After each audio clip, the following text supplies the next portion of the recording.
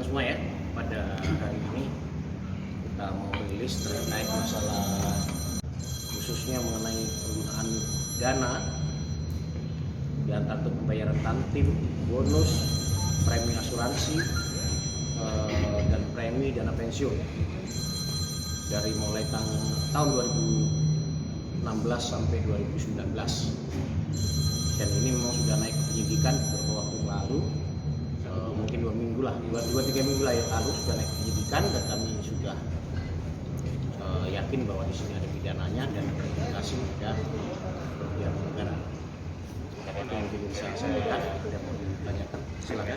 Oh banyak Pak, siapa itu? Banyak totalnya sekitar 15-an untuk di penyelidikan. Artinya direksi-direksi sebelumnya Pak ya, pada saat itu? Ya, pihak-pihak terkait semuanya lah. Mungkin sudah ada yang akan Ancang-ancang Pak? yang akan penangkapan tersangka. Jangan buru-buru lah ini, pasti ada. Segera setelah artinya kita tidak rilis hari ini karena memang kita masih perlu alat bukti yang lain. Tentunya di antaranya adalah dari dokumen-dokumen yang kita bisa amankan hari ini segera kita diperiksa untuk kita cross check, klarifikasi kepada pihak-pihak terkait. Setelah itu baru termasuk pimpinan daerahnya. Saya belum bisa bicara itu ya. Sampai Sudah berapa persen Pak Apa itu? penanganannya? Sudah berapa persen? sekian banyak saksi, kita juga sudah melangkah ke diskusi konsultasi dengan BPKP, sudah bisa dibilang 50% Sudah setengah. di BPKP. Sesegera setelah mungkin nanti setelah muncul angkanya, kami pasti akan rilis kembali.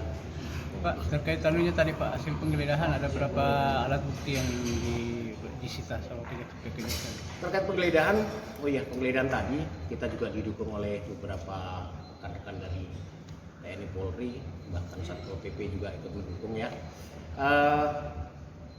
Tentunya yang bisa diamankan adalah dokumen-dokumen terkait masalah tindak pidana tersebut.